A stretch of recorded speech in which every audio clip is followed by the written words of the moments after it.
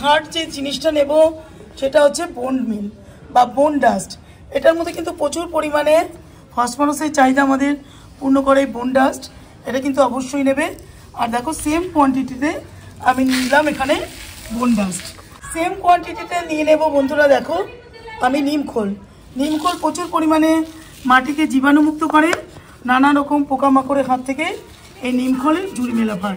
বন্ধুরা দেখতে পাচ্ছ গাছে কত কত কমলা লেবু ধরে রয়েছে। শুধু কমলা লেবু না বন্ধুরা, অনেক লেবু, অনেক গাছ রয়েছে, অনেকগুলো লেবু গাছ রয়েছে। দেখো এটা যেরকম কমলা লেবু গাছ তোমাদের সাথে শেয়ার করছি, পাশে একটা গন্ধ লেবু রয়েছে, দেখো এখানেও একটা কাগজি লেবু রয়েছে। এই দেখো নতুন নতুন করে ফুল এসছে, আবার 12 মাসের মতো এটা হতেই থাকে, যে নিয়ে নেবো বড় হবে আবারও এটা নতুন করে ফুল এসে ফল হয়েছে। এখানে দেখো প্রচুর পরিমাণে ফল ধরে আছে বন্ধুরা, দেখতে পাচ্ছ? এই দেখো কত কত পরিমাণে এখানে ফল ধরে আছে বন্ধুরা। এখানেও আছে অনেক, যেহেতু লেবু গাছে কাটা দেখাতে পারছি না। এই দেখো কত লেবু ধরে আছে, প্রত্যেকটা গাছের মধ্যে এখানে লেবু রয়েছে। এখানেও দেখো এই যে এখানে একটা এত বড় একটা ধরে রয়েছে। তো এই লেবু গাছ বা ফুল বা ফল কিসের জন্য জানো? আমি এই মিক্স জৈব সার ইউজ করি। তোমাদের আজকে আমি বানিয়ে দেখাবো মিক্স জৈব সার, যেটা আমার গাছের জন্য অমৃত একটা সার। তোমরা কিন্তু যদি সুন্দর করে এটাকে ইউজ করো, সবুজ পাতাতে গাছ ভর্তি হয়ে যাবে আর ফল ফুল তোমাদের গাছ ভর্তি ভর্তি করে আসবে। চলো ভিডিওটা কিন্তু স্কিপ করবে না, কি করে মিক্স ফার্টিলাইজার বানাতে হয় তোমাদের সাথে আজকে আমি ওটাই শেয়ার করব বন্ধুরা। চলো।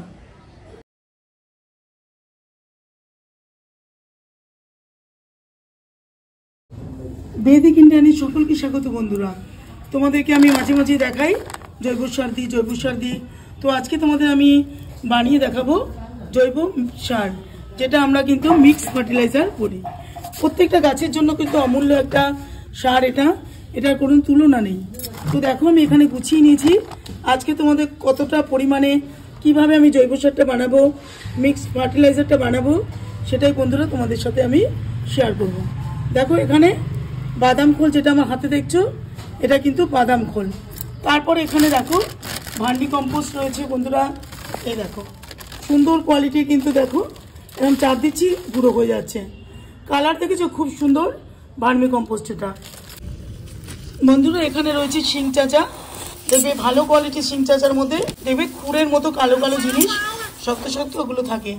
তো এখানে নিয়েছি শিং চাচা, এখানে রয়েছে বোন ডাস্ট। এই যে পশুর হাড় বা নখ এগুলো থেকে কিন্তু এই বোন ডাস্টটা হয়, প্রচুর দরকার গাছে ফল ফুল আনার জন্য এই বোন ডাস্ট। এখানে রয়েছে বন্ধুরা গাছের মাটিকে যাতে পোকামাকড় জীবাণুমুক্ত করতে পারি তার জন্য রয়েছে নিম খোল। এখানে রয়েছে প্রয়োজন অনুসারে সর্ষে খোল।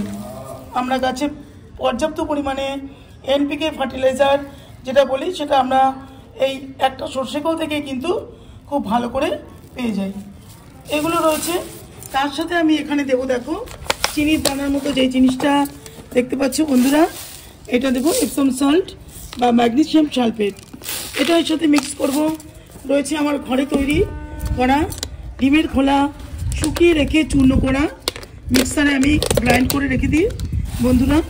এই যে দেখো সুন্দর করে এখানে কিছুটা ক্যালসিয়ামের ঘাটতি পূরণ করার জন্য আমি নিয়ে নেব ডিমের খোলা গুঁড়ো করা। যেহেতু আমার এখানে পটাশের কিছু ভূমিকা নেই, তো এনপিকে 0050 এরা পুরোটাই 50 পটাশ রয়েছে, তো পটাশিয়াম সালফেট বলি আমরা এটাকে। তো এটার সাথে খুব ভালো করে আমি জৈব সারের মধ্যে এটাকে মিক্স করে দেব। চলো আমি কিভাবে বানাচ্ছি আর কতটা পরিমাণ আমি বানাচ্ছি, সেই জন্য আজকে আমি গুছিয়ে নিয়েছি জিনিসটা, কতটা পরিমাণ কিভাবে সারটাকে বানাই তোমাদের সাথে পুরোটাই আমি শেয়ার করব। চলো বন্ধুরা দেখো মিক্স সার তৈরি করার জন্য যে কোয়ান্টিটি আমি জিনিসগুলো নিচ্ছি, তোমরা কিন্তু এভাবেই ভালো করে জৈব সারটা বানিয়ে নেবে। এখানে দেখো আমি নিয়েছি একটা 250 ml একটা কন্টেনার, সেটা কিন্তু আমি নিয়ে নিলাম বাদাম খোল। এই পুরোটা দেখো আমি পুরো মেপে, এই যে কন্টেনারটা দেখছো এটা কিন্তু 250 ml আর 500 গ্রাম এর মধ্যে ধরে, তো 500 গ্রাম আমি এখানে বাদাম খোল নিয়ে নিলাম। সেম কন্টেনার নিয়ে নিয়েছি বন্ধুরা, এটা নিয়ে নিচ্ছি আমি শিং চাচা। এর মধ্যে পর্যাপ্ত পরিমাণে NPK, nitrogen, phosphorus plus potash এর মধ্যে কিন্তু থাকে।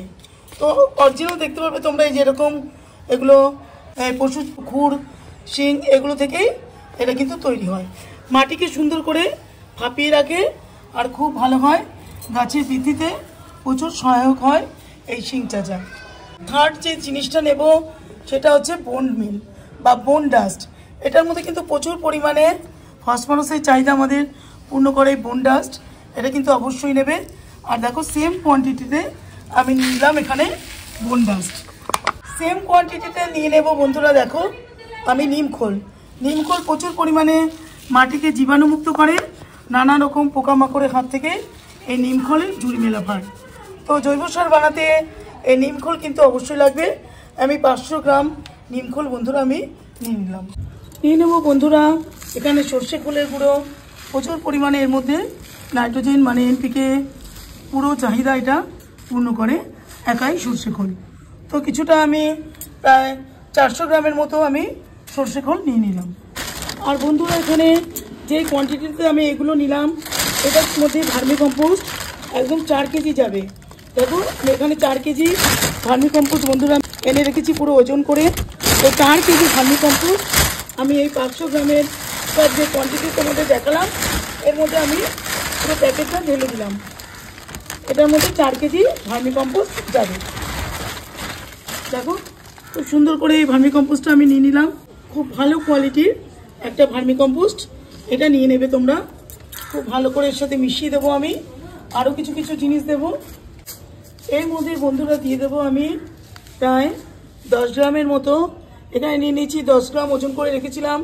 তো নিয়ে নেব আমি এপসম সল্ট বা ম্যাগনেসিয়াম সালফেট।